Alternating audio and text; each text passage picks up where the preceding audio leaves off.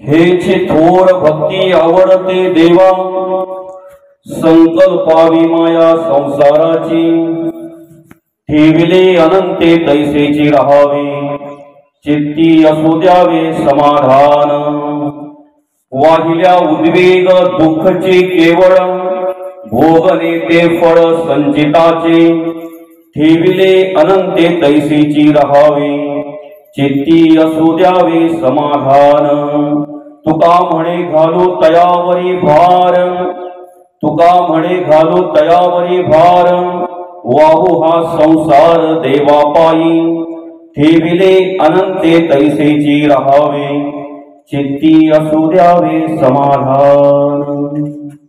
प्रस्तुत प्राप्त समयी आजच्या या प्रवचन रूपी सेवेकरिता घेतलेला अभंग देऊचे सुप्रसिद्ध साधू वैराग्याचे महामेरू जगद्गुरु जगद्वंदनीय श्री संत महंत श्रीमंत श्री तुकाराम महाराज आणि श्री महाराजांच्या गाथेतील या ठिकाणी आपण भक्ती करत असताना भक्तीचे प्रकार अनेक प्रकारचे सांगितलेले आहेत। त्यामध्ये मुख्य प्रकार आहेत 9, श्रवणापासून ते आत्मनिवेदनापर्यंत। माणसाला ज्याप्रमाणे मार्गदर्शन मिळतंय, माणसाला ज्याप्रमाणे अनुभव येतो, माणसाच्या वाचनामध्ये ज्याप्रमाणे येतंय त्याप्रमाणे मनुष्य आपल्या जीवनाचा उद्धार करून घेण्यासाठी, आपल्या आयुष्याचा उद्धार करून घेण्यासाठी वेगवेगळ्या प्रकारची भक्ती करत असतो। या ठिकाणी ती भक्तीची जाणीव, त्या भक्तीची ओळख करून देत असताना जगद्गुरु तुकोबा म्हणतात, देवाला कोणती भक्ती आवडते तर जगद्गुरु तुकोबा म्हणतात, हीची थोर भक्ती आवडते देवा, संकल्पावी माया संसाराची। संसार दुःखाचं मूळ आहे, सुरुवातही पश्चाताप आहे आणि शेवटही पश्चाताप आहे।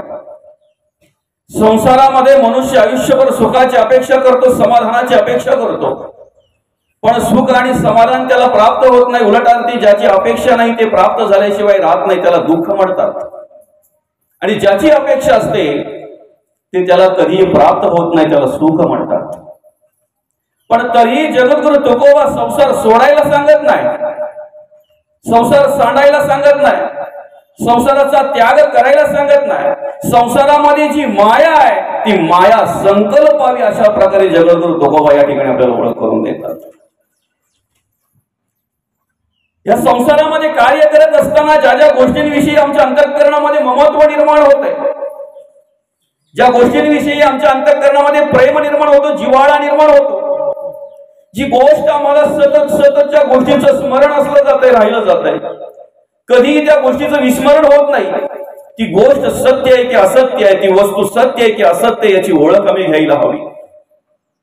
आणि म्हणून नको त्या गोष्टींचं स्मरण केल्यामुळे, नको त्या गोष्टींच्या अधीन झाल्यामुळे आणि नको त्या गोष्टींचं ममत्व आमच्या अंतःकरणामध्ये निर्माण झाल्यामुळे नेमकं काय होतंय तर आम्हाला सुखाची प्राप्ती होत नाही, आम्हाला समाधान मिळत नाही, आमच्या मनाप्रमाणे कुठलीही गोष्ट होत नाही।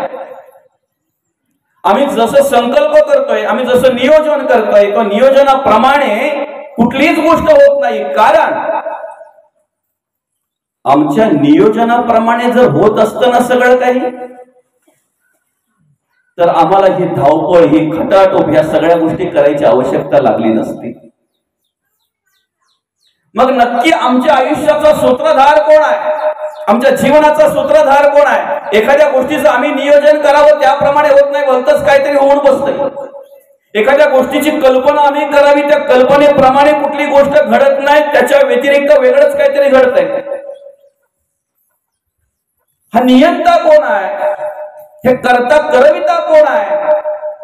भगवंत म्हणतात, संत म्हणतात, दादा उद्याचं नियोजन आपण ज्याप्रमाणे करतो त्याप्रमाणेच घडेल असं नाही।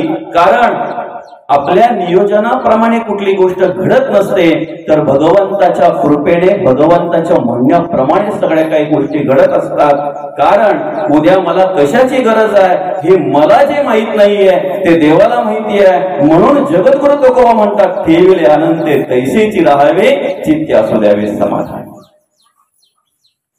ज्या ठिकाणी आम्हाला जन्माला घातलेलं आहे भगवंतानी, ज्या घरामध्ये जन्माला घातलेला आहे, ज्या समाजामध्ये जन्माला घातलेला आहे, ज्या कुटुंबामध्ये जन्माला घातलेला आहे, जे आई वडील आज आम्हाला प्राप्त झालेले आहेत, जे कुटुंब आज आम्हाला प्राप्त झालेले, जी बाई आम्हाला आज ब्रह्मलिखित घटनेच्या योगाने प्राप्त झालेली आहे, जी मुलं आमच्या पोटी जन्माला आलेली आहे, जो भाऊ आहे, बहीण आहे, हे सगळे काही गणगोत आहे, सगळं काही नातावळ आहे, सगळं काही गोतावळ आहे, हे सगळं आम्हाला कशामुळे कशासाठी प्राप्त झालेलं आहे, तर ऋणानुबंधाच्या गाठी आहेत आणि सगळ्यांचे ऋण फेडावे म्हणून त्याच देवाच्या ठिकाणी, त्याच देशाच्या ठिकाणी आणि त्याच धर्माच्या ठिकाणी आपला जन्म झालेला आहे. आम्ही ज्याप्रमाणे नियोजन करतोय, आम्ही ज्याप्रमाणे आम्ही अशा अपेक्षा करतोय त्याप्रमाणे जर घडत नाही तर आम्ही काय करावं? भगवंताने ज्याप्रमाणे आम्हाला ठेवले त्याप्रमाणे आम्ही राहावं, त्या भगवंताचं नामचिंतन करावं, त्या भगवंताचं स्तवन करावं. अन्यथा नुसता संसाराची आणि संसाराचीच जर चिंता करत बसलो तर मग जगद्गुरु तुकोबा म्हणतात, वाहिल्या उद्वेग दुःखची केवळ भोगणे ते फळ संचिताचे. या ठिकाणी कार्य करत असताना मनुष्य 3 प्रकारची कर्म आणि 3 प्रकारच्या ज्या काही प्राप्त्या असतात त्या कर्माप्रमाणे माणसाला होत असतात. एक म्हणजे संचित कर्म, दुसरं म्हणजे प्रारब्ध आणि तिसरं म्हणजे क्रियमान कर्म. एक तर संचित कर्म, प्रारब्ध किंवा क्रियमान कर्म, याच्या व्यतिरिक्त चौथं काही नाही आहे. एखादा चांगल्या प्रकारे कार्य करतोय, धर्माचं कार्य करतोय, देवाचं देशाचं कार्य करतोय, अगदी व्यवस्थितरित्या सगळं काही कार्य त्याचं चालू असतंय, पण तरी सुद्धा त्याच्यावर एखादा प्रसंग येतो, संकट येतं, एखादा त्याला आधार जागला जातो. आम्ही विचार करतो की ते माणसाने देवाशिवाय कधी काही केलं नाही, कोणाचं वाईट केलं नाही, कधी कोणाचं वाईट चिंतन केलं नाही, तरी सुद्धा त्याच्यावर असा प्रसंग का? प्रारब्ध किंवा संचित. दुसरं, आम्ही जे नरकाचं बोलतोय, आम्ही जे स्वर्गाचं बोलतोय, जे आम्ही मेल्यानंतरचा विचार करतोय, ते जे असेल ते असेल. पण या ठिकाणी आज या कलियुगामध्ये क्रियमान कर्म जी आहे ती याच ठिकाणी करायची आहेत आणि त्याचं फळ सुख किंवा दुःख ते याच ठिकाणी आम्हाला भोगायचं आहे. असो, मग या सगळ्यातून जर आम्हाला मुक्त व्हायचं आहे तर शेवटच्या चरणामध्ये जगद्गुरु तुकोबा म्हणतात, तुका म्हणे घालू तयावरी भार. आम्हाला आनंदात जगायचं, आम्हाला या जीवनाचा आनंद घ्यायचा, आम्हाला या आयुष्याचा आनंद घ्यायचा आहे. भगवंताने जो 83,99,999 योनी आम्ही पार केल्यानंतर जो 84,00,000वी जीवयोनी आम्हाला दिलेली आहे, या 84,00,000 जीवयोनीचा जर आम्हाला, अर्थातच या नरदेहाचा जर आम्हाला आनंद घ्यायचा आहे तर आम्ही काय केलं पाहिजे? जगद्गुरु तुकोबा म्हणतात, ज्या भगवंताने आम्हाला आईच्या गर्भातून सही सलामत सोडवलं की नाही, जे भगवंत आईच्या गर्भातून सोडवल्यानंतर आजताग आहे, जो भगवंत निर्गुण स्थितीमध्ये आमची सेवा करतोय, चैतन्य ब्रह्म म्हणून आमच्या अंतःकरणामध्ये, आमच्या शरीरामध्ये नखापासून केसाला चालना देण्याचं काम करतोय. नवे आम्ही कुठल्या प्रकारची कर्म करतो याची साक्ष देण्यासाठी जे साक्ष ब्रह्म म्हणून आमच्या अंतःकरणामध्ये कार्य करतोय, त्या देवाचं आम्ही अखंड स्मरण करायला हवं, त्या देवाचं अखंड आम्ही नामस्मरण करायला हवं. आणि म्हणून जगद्गुरु तुकोबा म्हणतात, तुका म्हणे घालू तयावरी भार, वाहू हा संसार देवा पायी. जे माझं आहे ना ते बाजूला ठेवायचं आहे, ते देवाच्या चरणी अर्पण करायचं आहे आणि देवाचं म्हणून त्या ठिकाणी कार्य करायचं आहे. त्याच घरात, त्याच संसारात, त्याच गणगोतामध्ये तुम्हाला समाधान प्राप्त झाल्याशिवाय राहणार नाही, सुख प्राप्त झाल्याशिवाय राहणार नाही.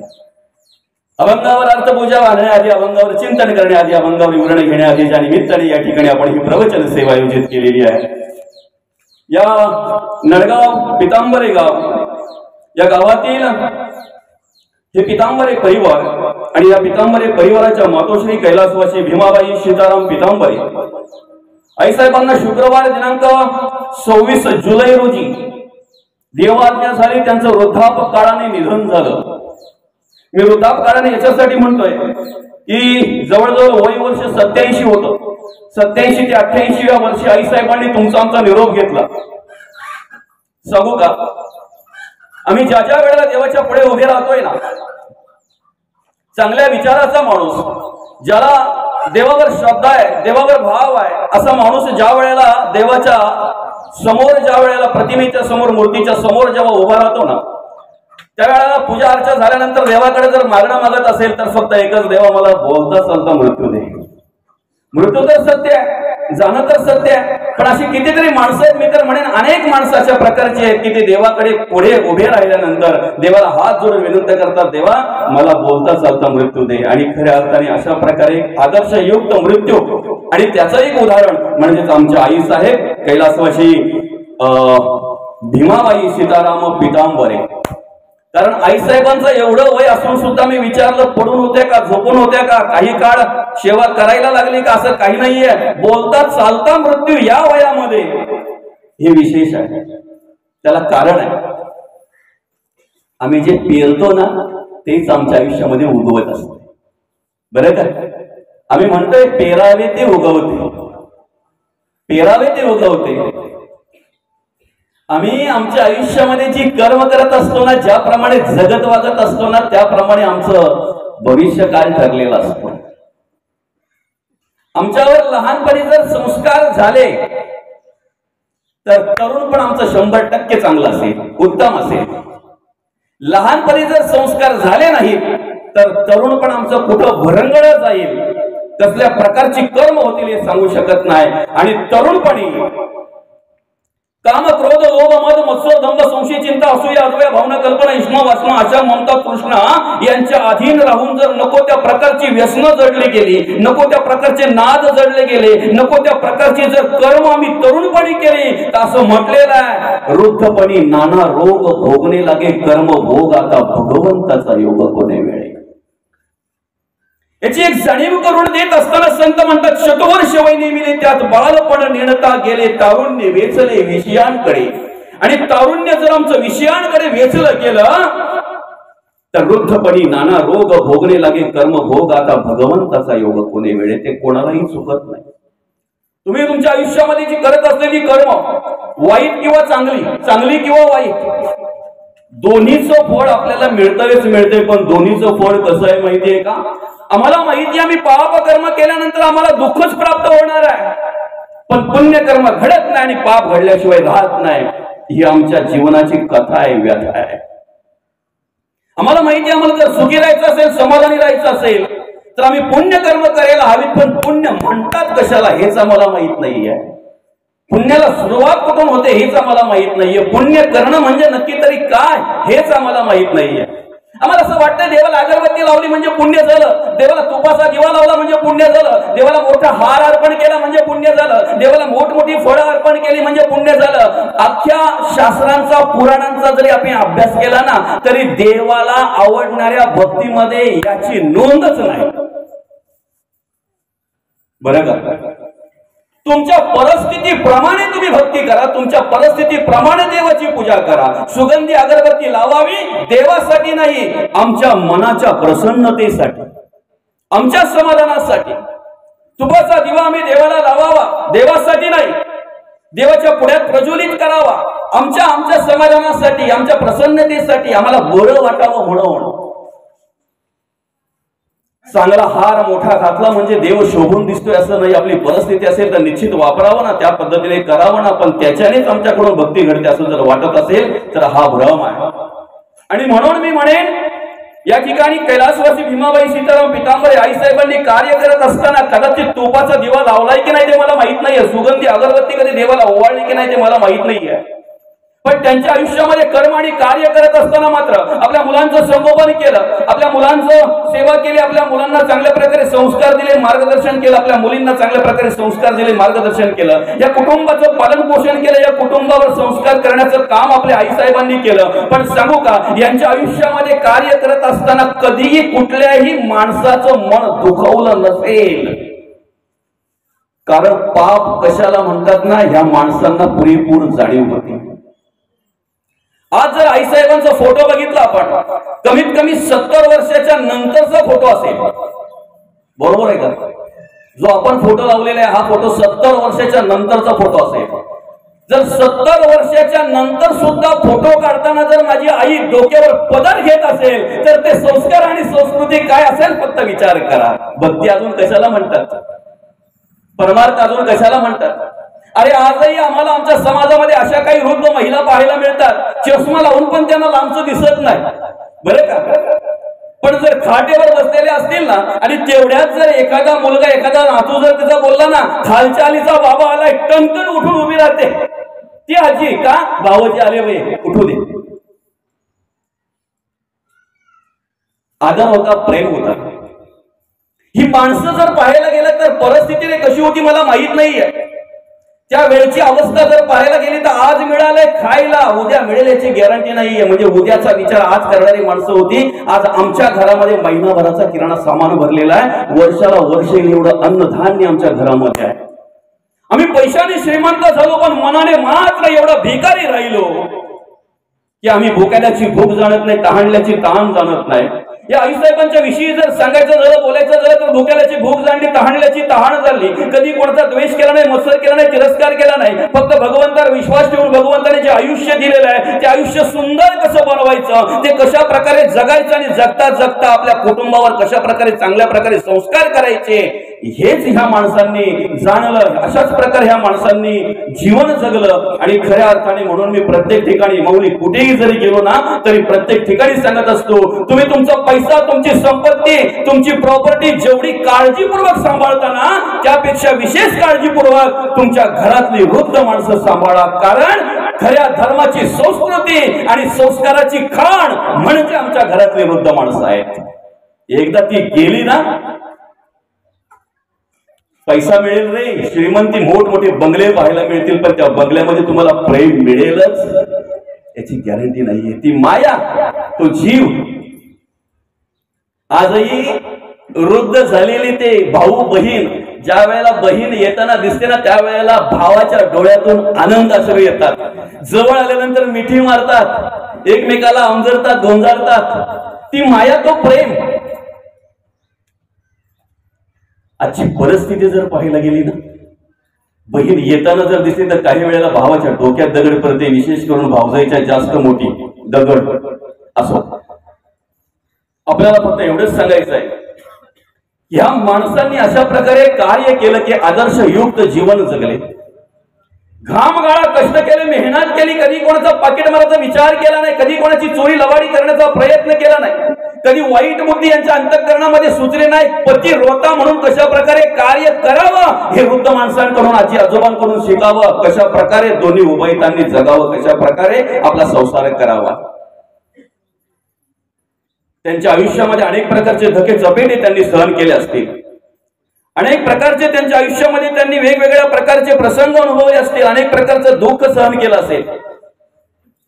पण तुम्हाला सांगू का, आज मनुष्य एवढा हतबल झालेला आहे, एवढा कमी, म्हणजे त्याची परिस्थिती जी आहे ना, त्याची कुवत जी आहे ना, त्याची ऐपत जी आहे ना, अतिशय कमी झालेली आहे, संकुचित वृत्ती झालेली आहे.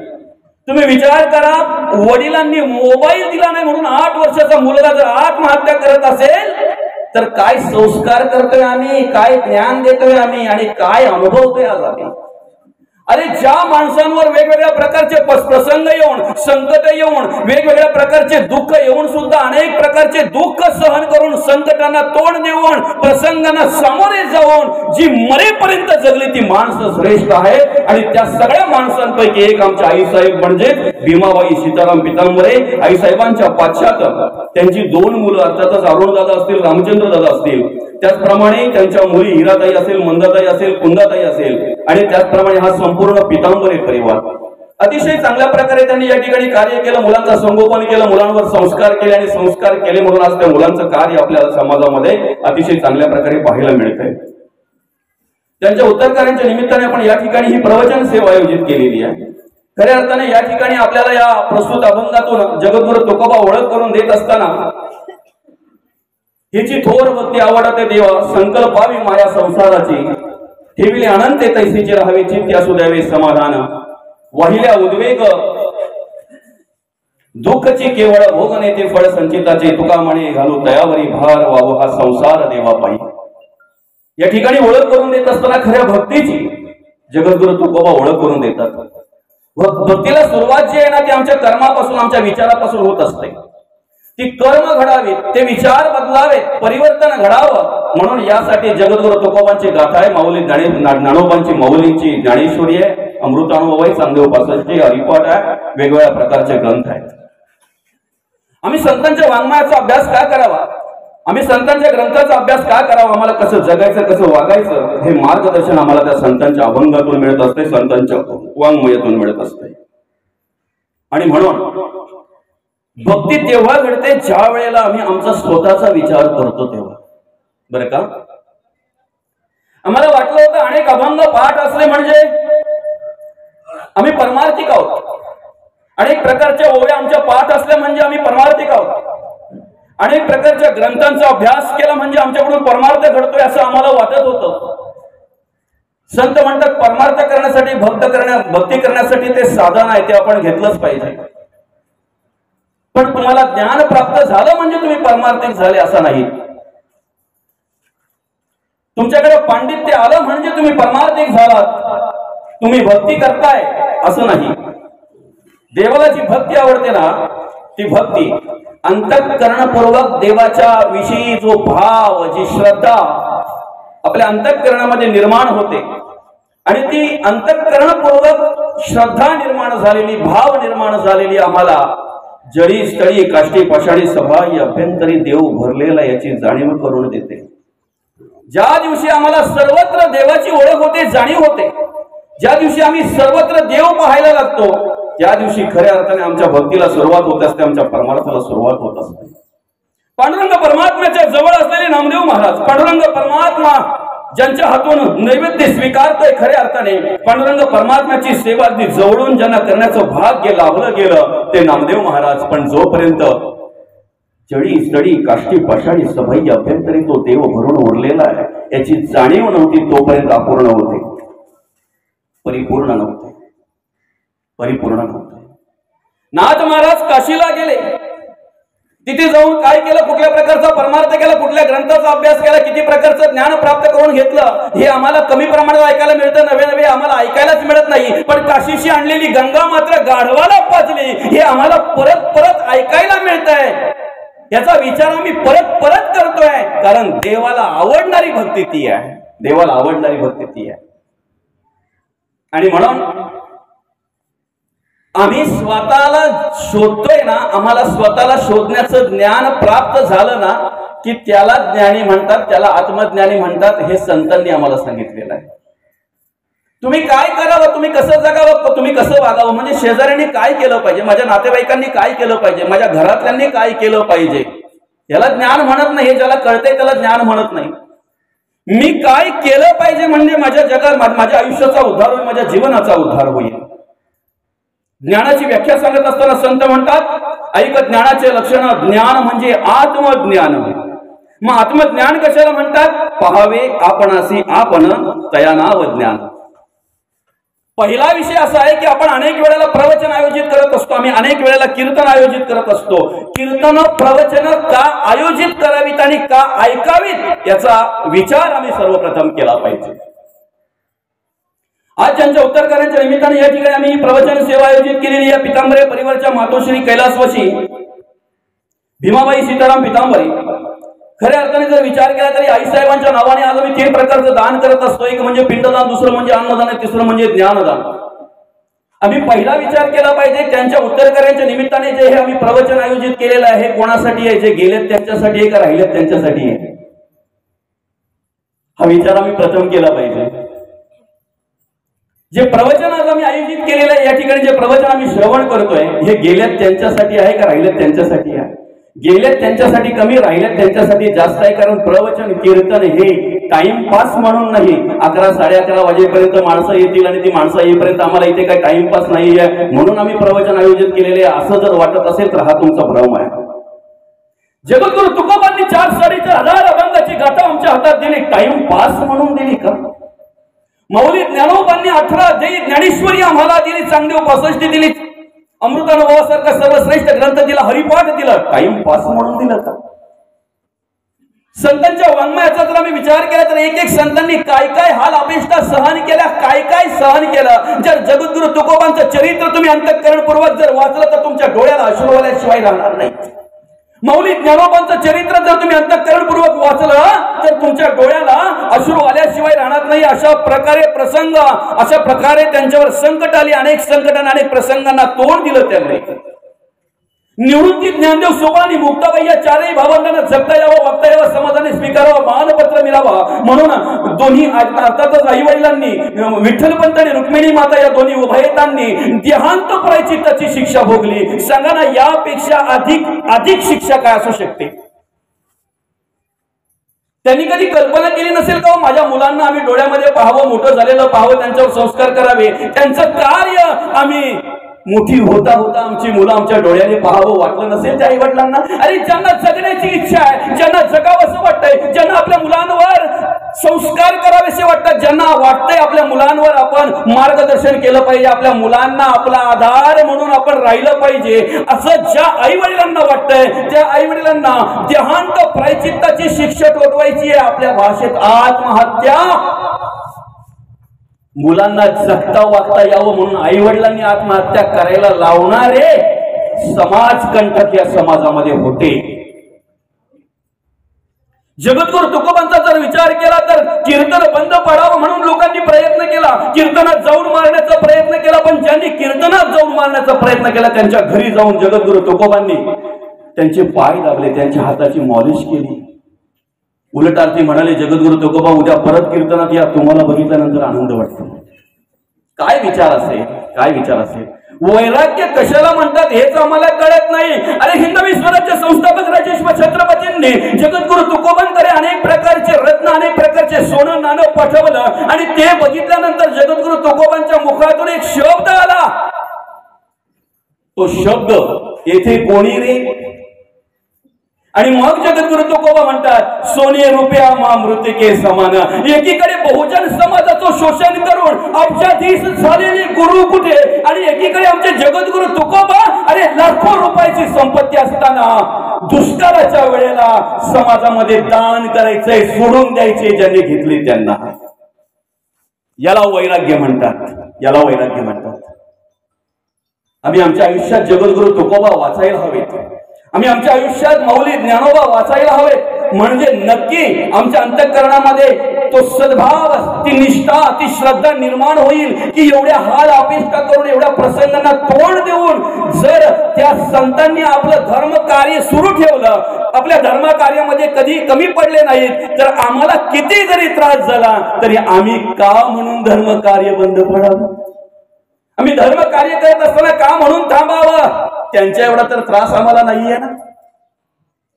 मग ही गाथा जी दिलेली आहे, आपला विषय अनेक प्रकारच्या संकटांना, अनेक प्रकारच्या प्रसंगांना तोंड देऊन गाथेची निर्मिती केली जगद्गुरु तुकोबांनी. अनेक प्रकारच्या संकटांना तोंड देऊन, अनेक प्रकारच्या प्रसंगांना तोंड देऊन ज्ञानेश्वरीची रचना केली, चांगदेव 65ची रचना केली, अमृत अनुभवासारख्या सर्वश्रेष्ठ ग्रंथाची रचना केली, हरिपाठाची रचना केली. माझ्या बाहुलीने वाद घालण्यासाठी ग्रंथ वादासाठी आहेत की संवादासाठी आहेत हेच आम्हाला कळलं नाही. जरा काही दोन ग्रंथ वाचले, अनेक ओव्या, अनेक अभंग पाठ झाले की आम्ही बोलतो येऊन लागा. लागासाठी ग्रंथ नाहीत दादा, वादासाठी ग्रंथ नाहीत दादा, संवादासाठी ग्रंथ आहेत. संवादासाठी जो बसेल ना त्याचा उद्धार जर करून घ्यायचा असेल, जो आपल्या जोडीला बसेल त्याला जर परमार्थी करायचं असेल, परमार्थाला लावायचं असेल, भगवंताच्या विषयी अंतःकरणामध्ये निष्ठा, श्रद्धा जर त्याच्या अंतःकरणामध्ये निर्माण करायची असेल तर वाद नको, संवाद पाहिजे, संवाद पाहिजे. आणि म्हणून ही गाथा आमच्या हातात आली, ही ज्ञानेश्वरी आम्हाला मिळाली, आम्हाला प्राप्त झाली. एक फक्त कल्पना करा, एक फक्त विचार करा, एवढं सगळं काही देऊन त्यांनी कसली अपेक्षा केलेली आहे? कसली अपेक्षा केली? 16व्या वर्षी माऊलींनी आमच्या हातामध्ये ज्ञानेश्वरी सारखा सर्वश्रेष्ठ ग्रंथ दिला. वयाच्या अवघ्या 16व्या वर्षी. 60 वर्षापर्यंत जर आम्हाला ती ज्ञानेश्वरी हातात घेता आली नसेल, वय वर्षे 60 होऊन जर आमची आणि ज्ञानेश्वरीची भेट झाली नसेल तर आम्ही किती परमार्थिक आहोत याचा विचार आम्ही करायला हरकत नाही. आम्ही काय भक्ती करतोय याचा विचार आम्ही करायला हरकत नाही. अरे निष्कामतेने आणि निरापेक्षेने संतांनी सेवा केली. एवढं सगळं करून सुद्धा सगळं कार्य पूर्ण झाल्यानंतर श्री गुरूंकडे ज्या वेळेला मागण्याची वेळ आली त्यावेळेला मागावं ना, पण काय मागावं? माझ्या माऊलींनी जे विश्वात्मक देवाकडे मागितलं, जे आपल्या श्री गुरूंकडे मागितलं ना, त्या पद्धतीने आम्हालाही मागता आलं पाहिजे. आता विश्वात्मके देवे एडे वागेतले तोषावे, तोषोणी मज द्यावे पसायदाने. काय मागितलं? ज्यांनी त्रास दिला त्यांचं वाईट व्हावं असं नाही, ज्यांनी आम्हाला छळलं त्यांचं वाईट व्हावं असं नाही. जे खडांचे व्यंकटी सांडो तया सत्कर्म रती वाढो, भूता परस्परे जडो मैत्र जीवांचे. एक एक ओवी एवढ्या सामर्थ्यशाली आहे ना, अंतःकरणपूर्वक या पसायदानातील एक एक ओवीचा जरी आम्ही निवांतपणे अभ्यास केला, निवांतपणे अतिशांत राहून जर विचार केला, तर आमच्या जीवनाचा उद्धार झाल्याशिवाय राहणार. हरिपाठ आम्हाला माऊलींनी याच्यासाठी दिलेला आहे, ठाईच पैसोनी करा एक चित्त, आवडी अनंत आळवावा. तुम्ही निवांत बसून एकांतात ज्या वेळेला हरिपाठ वाचताय, प्रत्येक ओवीना ओवी अनुभवताय, त्यावेळेचा तुमचा अनुभव बघा. आणि उड्या मारून ज्या वेळेला तुम्ही हरिपाठ म्हणताय त्यावेळेचा तुमचा अनुभव बघा. वाङ्मय जे आहे ना, ते मनोरंजनासाठी नाही दिलं जातं. मनोरंजनासाठी या ठिकाणी आपल्याला आपल्या कलियुगामध्ये अनेक प्रकारची साधनं आहेत.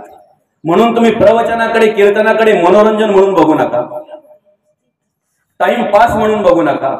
कीर्तन प्रवचन ही परिवर्तनासाठी आहेत आणि परिवर्तन घडावं म्हणून जगद्गुरु तुकोबांची गाथा आहे, माऊली ज्ञानोबांची ज्ञानेश्वरी आहे. आणि म्हणून या ठिकाणी मी जगत वागत असताना कशा प्रकारे जगलं पाहिजे, कशा प्रकारे वागलं पाहिजे, पहिला विचार आम्ही केला पाहिजे की आम्ही बद्ध अवस्थेमध्ये आहोत. त्या बद्धाची ओळख करून देत असताना म्हटलेलं जयास नाही आत्मज्ञान हे मुख्य बद्धाचं लक्षण. बद्धाचं लक्षण सांगत असताना सगळ्यात महत्वाचं आणि सगळ्यात पहिलं लक्षण. दुसरं लक्षण बद्धाचं असं आहे, प्रपंचाचं उदंड ज्ञान, परमार्थाविषयी अज्ञान, नेणेस्वाई समाधान याला बद्ध. आम्हाला कोणी बांधलंय का? आम्ही स्वतः बांधलेलो आहोत याचा विचार आम्ही प्रथम करायला हवं. माणसाला कोणी बांधायला लागत नाही, माणूस स्वतः बांधला जातो. बरं का?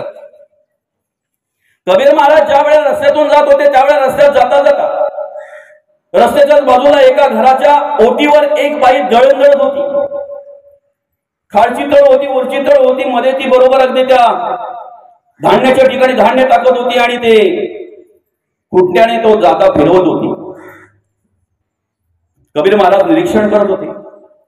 निरीक्षण करता करता करता करता त्यांच्या मनामध्ये काय आलं, त्यांच्या मनाला काय वाटलं काय माहिती आहे. पण काही काळ निरीक्षण केल्यानंतर कबीर महाराजांच्या डोळ्यातून मात्र अश्रू आले, रडायला लागले त्या ठिकाणी कबीर महाराज. पण त्याच रस्त्यातून ज्या वेळेला कमाल जात होते त्यावेळेला कमाल सुद्धा त्या ठिकाणी पाहत राहिले. त्यांनी निरीक्षण केलं. आपले बाबा अर्थातच कबीर महाराज त्या जात्याकडे पाहतायत आणि निरीक्षण करतायत. पण निरीक्षण करता करता त्यांच्या डोळ्यामध्ये अश्रू येत असं त्यांना कळलं. त्यावेळेला कमाल सुद्धा त्या ठिकाणी निरीक्षण करायला लागले. पण निरीक्षण करता करता मात्र रडले नाही तर हसायला लागले. दोघांची प्रक्रिया पाहून तिसरा वाक्य सोडून ज्या वेळेला तिथून जात होता त्यावेळेला त्यांनी बघितलं कबीर महाराज रडतायत, कमाल हसतोय. बाप रडताना कुठल्या मुलाला हसू येणार आहे, पण दोघांचे विचार काहीतरी वेगळे असतील असं त्याला वाटलं. आणि म्हणून त्याने विचारलं पहिले कबीर महाराजांना, महाराज आपण जात्याचं निरीक्षण करतात, आपण का रडतायत? त्यावेळेला कबीर महाराजांनी सांगितलं, बघा ना, कळी आणि काळ या दोन प्रकारच्या तळ्यांच्या मध्ये जो दाणा अडकला म्हणजे जो माणूस अडकला त्याचं पीठ पीठ करून टाकतात रे, पीठ पीठ करून टाकतात, त्याचं नाव पण शिल्लक राहत नाही. समजतंय? तुमची किती संपत्ती आहे, तुम्ही किती श्रीमंत आहात, तुम्ही किती ज्ञानी आहात, तुम्ही किती पंडित आहात, फक्त रावणाला आठवा, बाकी सगळं बाजूला होईल तुमचं. रावणाला आठवा किती होतो. आम्ही फक्त त्याची लंका सोन्याची, त्याच्याकडे अमुक होतं, त्याच्याकडे तमुक होतं. पण हे तुम्हाला माहितीये का, चारही वेद मुखोद्गत होते, ऋग्वेद, यजुर्वेद, सामवेद, अथर्ववेद. वेदांचे निर्माते व्यासमुनी, ज्यांनी भाष्य केलं वेदांवर. या चारही वेदांचा अभ्यास करण्यासाठी त्यांचे चार शिष्य होतं. पहिलं सुमंतो, जैमिनी आणि वैशंपायन. या चारही शिष्यांना एका एकाला अभ्यास करायला सांगितलं. त्या शिष्यांच्या आयुष्यामध्ये एका शिष्याला एका वेदाचा अभ्यास पूर्ण झाला नाही, शास्त्र सांगताय. त्यावेळेला हजारो वर्ष माणसाला आयुष्य होतं. आम्ही 100 वर्षात काय करणार आहे, त्यात पण आमचा बराच गेलाय. किती गेले ते आम्हालाच माहिती. हजारो वर्ष आयुष्य असताना सुद्धा एका वेदाचा अभ्यास एक शिष्य पूर्ण करू शकला नाही. रावणाचे 4ही वेद मुखोद्गत होते. 4 वेदांचे उपवेद आहेत, आयुर्वेद, धनुर्वेद, गंधर्व शास्त्र आणि मंत्रशास्त्र. त्या 4 वेदांचे महावाक्य अहम ब्रह्मास्मि तत्वमसी अयम आत्मन ब्रह्म प्रज्ञा नाम ब्रह्म, एवढं सगळं ज्ञान असून सुद्धा त्या रावणाची ओळख करून देताना म्हटलेले, मना सांग पा रावणा काय झाले अकस्मात ते राज्य. त्याचं एवढं पंडित आहेत आपण, त्याच्या एवढं ज्ञान आहे आपल्याला, त्याच्या एवढी भक्ती आहे का? ज्या वेळेला आत्मलिंग घ्यायचं होतं त्यावेळेला त्या कैलास पर्वताखाली दाबल्यानंतर, दडपल्यानंतर तिथून महादेवांना प्रसन्न करून घेण्यासाठी ज्या वेळेला त्यांनी ते गायन चालू केलं, त्या रागांना आळवायला घेतलं, त्यावेळेला आतड्याचा तुंतून आणि शिराचा तंबोरा करणारा रावण लोकांच्या अंगणातली, लोकांच्या आवारातली फुला चोरून आणणाऱ्याला काय कळणार रावण दादा? कळेल. आणि म्हणून ज्या वेळेला आमच्याकडे तो अभिमान, अहंकार निर्माण होतो ना, त्यावेळेला पैसा, आडका, संपत्ती, ज्ञान, पांडित्य फक्त आम्ही रावणाला आठवावं बस. काय झालं? जे करायचं ते न करता भलतीकडे गेला, भलतच करायला लागला. आणि मग शेवटी अवस्था काय झाली? शेवटी अवस्था त्याची काय झाली? भले भले गेले. तळी आणि काळाच्या तळामध्ये जे सापडले ना, म्हणून मदालसा माता त्यांच्या मुलांना पालण्यात असलेल्या मुलाला उपदेश करतात. मदालसा माता हा देह नाशिवंत मलमूत्राचा वादा, वरी चर्म घातलेले कृमी कीटकांचा सांधा, रव रव दुर्गंधी रे अमंगळ तिचा वादा, स्मरे त्या हरिहरा शरण जाई गोविंदा. या देहाचा भरवसा पुत्र न धरावा ऐसा, माझे माझे म्हणून या बहु दुःखाचा वळसा, बहुत ठकिले मृग जळाच्या आशा, तृष्णा सांडून या योगी गेले वनवासा. त्या मदालसा माता आपल्या मुलांना उपदेश करताना म्हणतात. खऱ्या अर्थाने या ठिकाणी जो त्या तळाच्या मध्ये सापडला ना, कळी आणि काळाच्या मध्ये, त्याची अवस्था त्या दोन्ही तळाच्या मध्ये सापडलेल्या दाण्याप्रमाणे करतात. नाव पण शिल्लक राहत नाही. रावणाचं नाव तरी शिल्लक राहिलंय का? पण तुम्हाला सांगू का, ह्या कलियुगामध्ये रावणाच्या वृत्तीपेक्षा घाणेरडी वृत्तीची माणसं आज आम्हाला पाहायला मिळतात. आम्ही जर तसा अभ्यास केला, आम्ही जर तसं बघितलं, आम्ही जर तसं अनुभवलं, तर रावणाने फक्त सीतामाईला नेऊन लंकेमध्ये ठेवलं.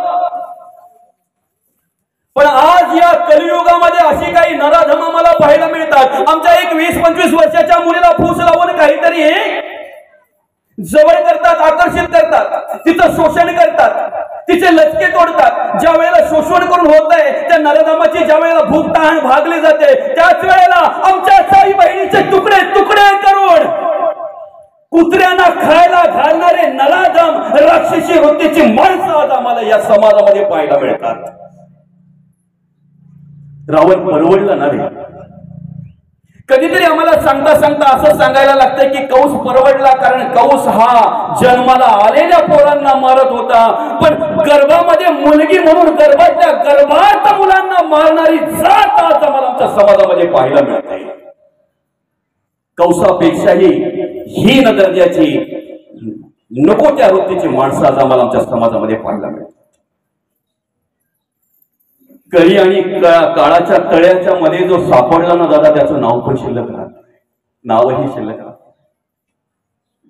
उलट सुलट माघारा गडी या फिरत होते काशी.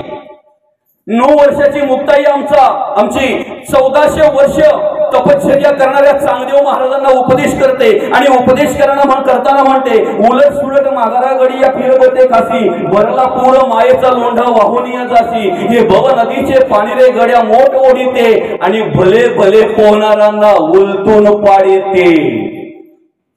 अनेक वर्षे तपश्चर्या करणाऱ्या ऋषींना जर उलटून पाडलं असेल नुसत्या पैंजनाच्या नादाने, घुंगराच्या आवाजाने, तुम्ही आम्ही कोण आहोत? कोण आहोत तुम्ही आम्ही? आणि म्हणून मग कबीर महाराज बोलतात की दादा, त्या दाण्याची, त्या अन्नधान्याची अवस्था बघून माझ्या डोळ्यामध्ये पाणी आलं रे. आज माणसाची अवस्था अशीच झाली जाते. मनुष्य कली आणि काळाच्या ह्या दोन्ही तळाच्या मध्ये भरडला जातो रे, भरडला जातो. ज्याला मार्गदर्शन नाही, ज्याला संत चरण नाही, ज्याला जाणीव नाही, त्याची अवस्था अशीच झाली जाते. कमालाला विचारलं तुम्ही का असताय? कमालजी म्हणतात जो दोन्ही तळांच्या मध्ये सापडला ना त्याचं पीठ पीठ करून ठेवतात. पण ह्या दोन्ही तळांना आधार ज्याचा आहे, कोणी असो, तुम्हाला सांगू का, भक्ताला जो सांभाळतो ना, देवाचं कार्य करणाऱ्या दासाला, भक्ताला, सेवकाला जो सांभाळतो ना, नास्तिकाला सुद्धा तोच देव सांभाळतो, वेगळा नाही, वेगळा नाही. कलीन आणि काळाचा निर्माता तोच आहे ना, वेगळा कोण आहे? मग ज्याचा आधार आहे त्या खुंट्याच्या जवळ जे दाणे आहेत ना ते मात्र ह्या दोन्ही तळामध्ये सापडत नाही आणि भरडले जात नाहीत. म्हणून जगद्गुरु तुकोबा म्हणतात आम्ही काय करावं? आमच्या आयुष्यामध्ये अखंड भगवंताचं नामस्मरण करावं. माऊली त्याची ओळख करून देत असताना हरिपाठाच्या पहिल्या अभंगामध्ये सांगतात देवाची द्वारी उभा क्षण भरी तेणे मुक्ती चारही साधियल्या. सलोकता, समीपता, स्वरूपता आणि साहित्यता ह्या चारही मुक्ती जर आम्हाला प्राप्त करून घ्यायच्या असतील तर त्यासाठी आम्ही काय केलं पाहिजे? अखंड नामस्मरण केलं पाहिजे. आणि म्हणून म्हटलेलं आहे हरी मुखे म्हणा, हरी मुखे म्हणा, पुण्याची गणना कोण करी. या कलियुगामध्ये आमच्या उद्धारासाठी सगळ्यात श्रेष्ठ आणि सगळ्यात सोपा मार्ग जर असेल तर तो मार्ग माऊलींनी, तुकोबांनी, नाथ महाराजांनी, सगळ्याच संतांनी त्या मार्गाची जाणीव करून दिलेली आहे. हरी मुखे म्हणा, हरी मुखे म्हणा, याचीच ओळख करून देत असताना जगद्गुरु तुकोबा म्हणतात नाम घेता न लगे मोल, नाम मंत्र नाही खोल, दोची अक्षरांचे काम उच्चारावे राम राम. म्हणून आम्ही काय करावं? अखंड भगवंताचं नामस्मरण करावं. प्रत्येक जण आज जो परमार्थ करतोय, भक्ती करतोय, जो काही धावपळ करतोय या जीवनामध्ये परमार्थ करण्याची, भक्ती करण्याची, प्रत्येकाची अशा अपेक्षा फक्त एकच असते, शेवटचा दिवस गोड व्हावा, शेवटचा दिवस आमचा गोड व्हावा. पण शेवटचा दिवस हे कशावर अवलंबून आहे याची जाणीव करून देत असता गीतेतील 8व्या अध्यायातील 6व्या श्लोकामध्ये माऊली आम्हाला जाणीव करून देतात. आणि त्या ठिकाणी मार्गदर्शन करत असताना भगवंत म्हणतात यम यम वापी स्मरण भावम त्यजत्यंते कलेवरम तम तमे बेंती कोणते सदा तद्भाव भाविताः. आणि या श्लोकावर भाष्य करत असताना माऊली म्हणतात तेवी जितेनी अवसरे जे आवडून जीवी बुरे ते मरणाची मेरे फार हो लागे. आणि मरणी जया जे आठवे तो तोची गत्ते तो तेची गती ते पावे, म्हणून सदा स्मरावे मातेची तुवा. आम्हाला शेवटचा दिवस गोड व्हावा असं जर प्रामाणिकपणे वाटत असेल तर त्यासाठी आम्ही काय केलं पाहिजे यासाठी म्हणतायत, यासाठी उपदेश केलेला आहे. तुम्ही तुमच्या जीवनामध्ये ज्याच्यावर प्रेम करताय, ज्याला जीव लावताय, ज्याच्याविषयी तुमच्या अंतःकरणामध्ये ममत्व निर्माण होत आहे, तेच तुम्हाला शेवटच्या वेळेला आठवताय. आणि जे तुम्हाला शेवटच्या वेळेला आठवतंय मरणोत्तर तुम्ही त्यालाच प्राप्त होताय. म्हणून भगवंत म्हणतात म्हणून सदा स्मरावे मातेची तोवा. आम्ही अखंड भगवंताचं नामस्मरण का करावं? आम्ही अखंड भगवंताचं स्मरण का करावं?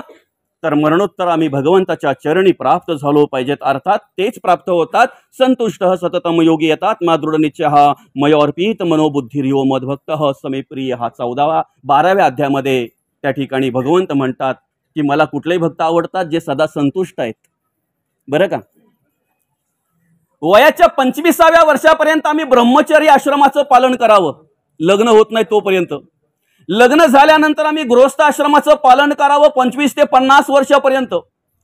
50 ते 75 वर्षांपर्यंत आम्ही वानप्रस्थ आश्रमाचं पालन करावं, म्हणजे घरात राहून वनात राहिल्यासारखं. बरं का? घरात राहून वनात राहण्यासारखं. कारण त्या टायमाला सुना आलेल्या असतात आणि जवळजवळ नातवंड झालेली असतात. बरं का? सुना येऊन नातवंड आलेले असतात. त्यामुळे आम्ही काय करायचं असते माऊली?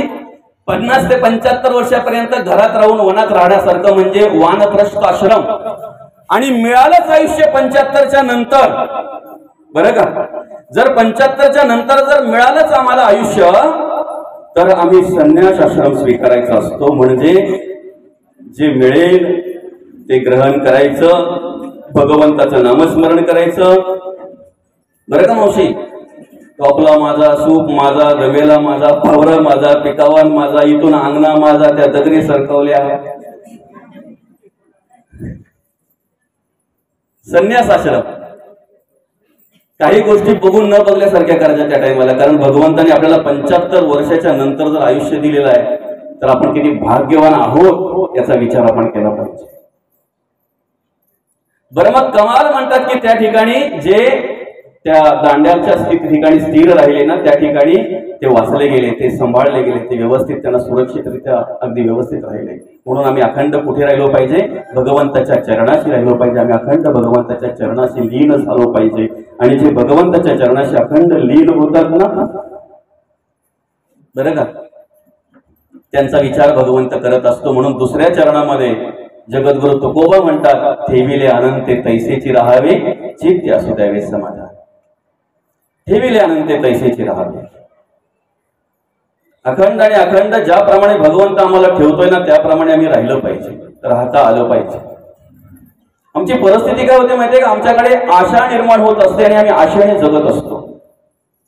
एखादा गाढव माती वाहता वाहता जर थकला ना, तर त्याच्यावरून अशी काडी बांधली जाते आणि 1-1.5 फुटाच्या अंतरावर त्या काडीला हिरवी पेंढी लावली जाते. फक्त ती पेंढी गाढवाला दिसते, पण खाता येत नाही. सांगा ना, किती प्रवास केल्यानंतर त्या गाढवाला ती हिरवी पेंढी खायला मिळेल? किती चालला तर ती हिरवी पेंढी खायला मिळेल? जेवढा पुढे जातो तेवढी ती पुढे जाते. माणसाचंही असंच आहे. आम्ही संसारामध्ये कार्य करत असताना ज्या सुखाची अपेक्षा करतोय, ज्या समाधानाची अपेक्षा करतोय, ते असंच आहे. कारण संसाराची सुरुवातही पश्चातापाने आणि शेवटही पश्चातापाने. म्हणून त्याची जी माया आहे ना, ती संकल्प व्हायची आहे. हे सगळं माझं आहे, पण कुठपर्यंत माझं आहे? एक विचार करायला हवा. जे आज माझे ते याच्या आधी माझे होते का? त्याच्यानंतर असणार आहेत का? मग आज माझे आहेत ते कुठपर्यंत आहेत? जोपर्यंत आमच्याकडे सगळे काही प्रकारची संपत्ती, ऐश्वर्य आहे, तारुण्य आहे, सगळ्यांच्या गरजा जोपर्यंत आमच्याकडून पूर्ण झाल्या जातात ना, तोपर्यंत सगळे आमचे दादा घाम घालणारा, कष्ट करणारा, मेहनत करणारा बाप ज्या दिवशी थकतोय, थकलेल्या अवस्थेत ज्या वेळेला खॉटमध्ये पडतोय ना, त्यावेळेला आतापर्यंत ज्यांना सांभाळले, आतापर्यंत ज्यांच्यासाठी रक्ताचं पाणी केलं, हाडाची काढं केली, तीच माणसं त्याच बापाच्या मृत्यूची वाट पाहत असतात. त्याच बापाच्या मृत्यूची वाट पाहत असतात. ज्या युगात आम्ही वावरतोय ना, युगाचं नाव आहे कलियुग. आणि कलियुगाचं वर्तणुकाचं, कलियुगाचं जे महात्म्य सांगितलेले, कलियुग कसा वागणार आहे, तुम्हाला जर कलियुग कशा प्रकारे वागणार आहे हे जर ऐकायचं असेल, बघायचं असेल, तर गुरुचरित्रातला 2रा अध्याय वाचा. त्या ठिकाणी सगळं काही कली ब्रह्मात देवाच्या पुढे येऊन सांगतोय मी कशा प्रकारे कार्य करणार आहे. त्याचं रूपच अशा प्रकारे आहे की अकराळ विकराळ आहे, न पाहण्यासारखं रूप आहे. परश्री रथ आणि परद्रव्य हरक हे माझे भाऊ आहेत, कली स्वतः म्हणतो. आणि इकडे जगद्गुरु तुकोबा म्हणतात, साधने तरी हीच आता जो कोणी साधेल, परद्रव्य परणारी याचा धरी विटाळ. बरं का?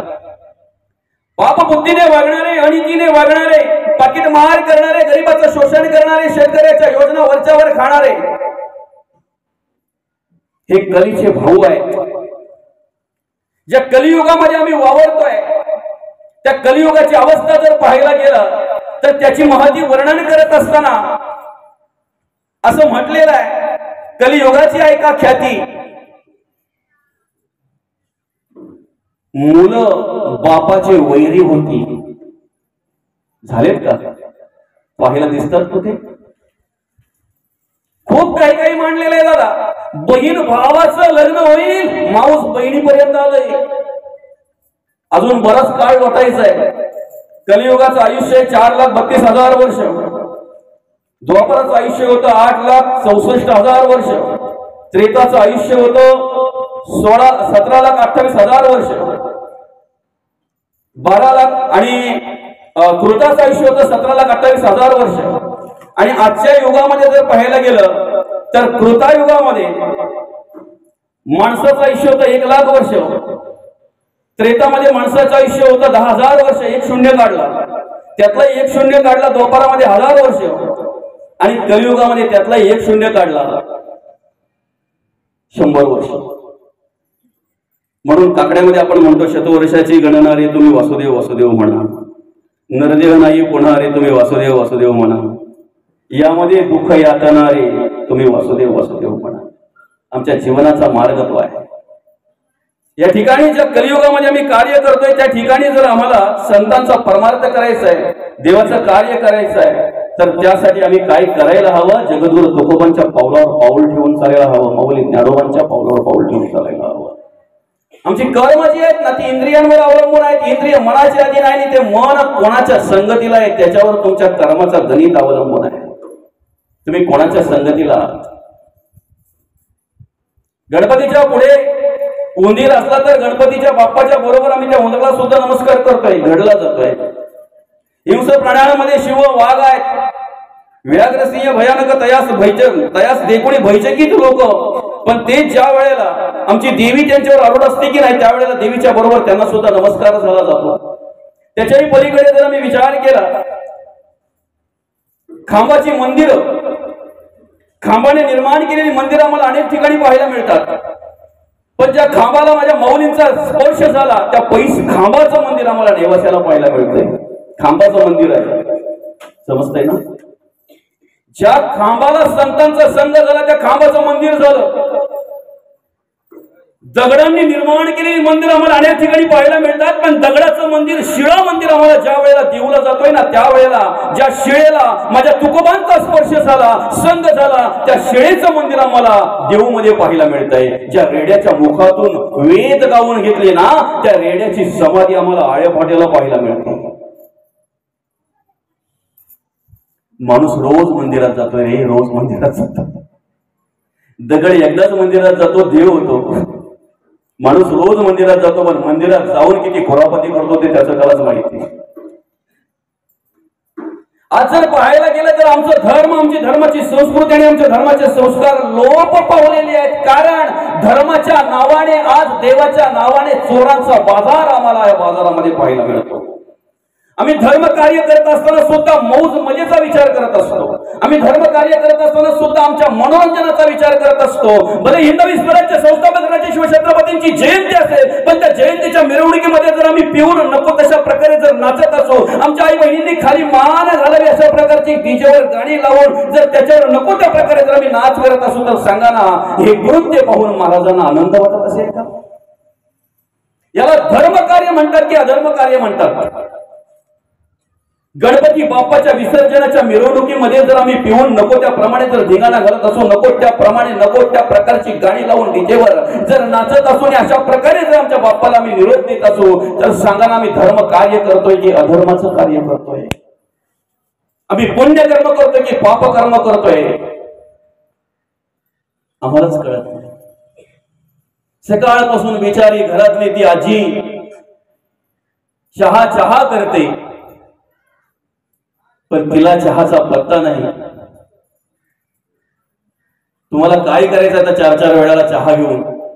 म्हाताऱ्यांना बरे खावाव ना खावखाव धरते, हे शब्द आमच्या मुखातून पडले जातात. पण तेवढ्यात जर एखाद्या कोणी ड्रेस वेस रंगरंगोटी केलेला महाराज जर आला ना, तर त्या महाराजाला घरात बसवून त्याला जेवायला घालून आम्हाला लुबाडून जातो, हे आम्हाला कळत नाही. कलियुग आहे ना दादा. या कलियुगामध्ये परिस्थिती अशी आहे, ज्याला पाप म्हणतात ना त्याला माणूस पुण्य समजतो, आणि ज्याला पुण्य म्हणतात त्याला मनुष्य, त्याची ना त्या माणसाची भेटच नाहीये. पुण्याची आणि माणसाची भेटच नाहीये.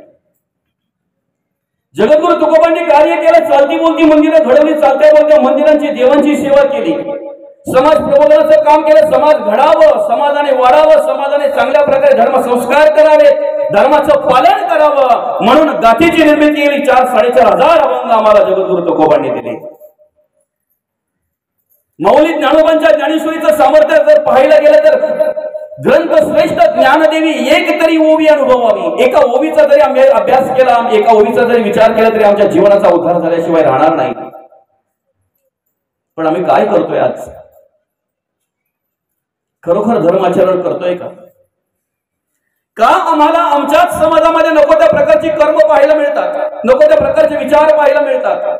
त्याला कारण म्हणजे जे करायचं ते न करता आम्ही नको त्याच्या अजून झालेले नको ते आम्ही जवळ केलेलं आहे. अंधश्रद्धा याला बळी पडलेलो, अज्ञानाला बळी पडलेलो आहे, भ्रमामध्ये आम्ही वावरतोय. आम्ही एक दिवस जाणार आहे त्याचं विस्मरण आम्हाला झालेलं आहे. आणि म्हणून काय होत आहे? जगद्गुरु तुकोबा म्हणतात, वाहिल्या उद्वेग दुःखची केवळ भोगणे ते फळ संचिताचे. देवाधिकांना नाही सुटलं, आपल्याला काय सुटणार आहे? ज्याप्रमाणे कर्म केले त्याप्रमाणे प्रत्येकाला पुढे त्याच्या पुढ्यात आलेलं आहे सगळं. असे अनेक उदाहरण आहेत. पण जे देवाची एकनिष्ठ राहिले, जे धर्माची एकनिष्ठ राहिले, त्या ठिकाणी तुम्हा आम्हाला चांगल्या प्रकारचे विचार पाहायला मिळतात, त्या ठिकाणी चांगल्या प्रकारचा परमार्थ पाहायला मिळतो. आम्ही पैशाने उद्या श्रीमंत होऊ, विज्ञानाचा आधार जर घेतला, मार्गदर्शन जर घेतलं, तर आज आमच्याकडे वेगवेगळ्या प्रकारे पैसे येण्याचे अनेक स्रोत आहेत, अनेक मार्ग आहेत. आम्ही श्रीमंत श्रीमंत होण्याचे अनेक मार्ग आहेत, पण धर्माचे संस्कार आणि धर्माची संस्कृती निर्माण करण्याचे मार्ग किती आहेत तुम्ही सांगा ना. कुठून मार्ग आहेत ते, कुठले मार्ग आहेत ते, कोणते मार्ग आहेत ते. आज देवाच्या नावात जर चोरांचा बाजार चालू असेल तर माणसाने विश्वास तरी कोणावर ठेवावा. द्वेष भरलाय, मत्सर भरलाय, तिरस्कार भरलाय. आम्ही वाटलो गेलो पंथामध्ये, संतांमध्ये आणि ग्रंथामध्ये. आम्हाला ही जाणीव नाहीये त्याच्या कपड्याला लाल टिळा, याच्या कपड्याला काळा टिळा, त्याच्या कपड्याला शेंदूर, याच्या कपड्याला गंधगोळी, याच्या कपड्याला चंदन आहे. हिंदू धर्माच्या संस्कृतीप्रमाणे कपड्याला टिळा आहे हे महत्वाचं आहे, हे आम्ही विसरलेलो आहे. फक्त काळा, निळा, लाल, गोरा याच्यामध्ये आमचा द्वेष, याच्यामध्ये आमचा तिरस्कार वाढलेला आहे. हिंदू धर्माच्या संस्कृतीप्रमाणे तुमच्या घरात कुठला तरी एक ग्रंथ असावा, त्या ग्रंथाचा अभ्यास तुम्ही करावा, 4 ओव्या वाचाव्या, 2 अभंग, 1 अभंग वाचावा, एखादा अध्याय वाचावा आणि मगच घराच्या बाहेर पडावा. ही आमच्या धर्माची संस्कृती आहे. पण आम्ही विभागलो गेलो, आम्ही द्वेष करायला लागलो.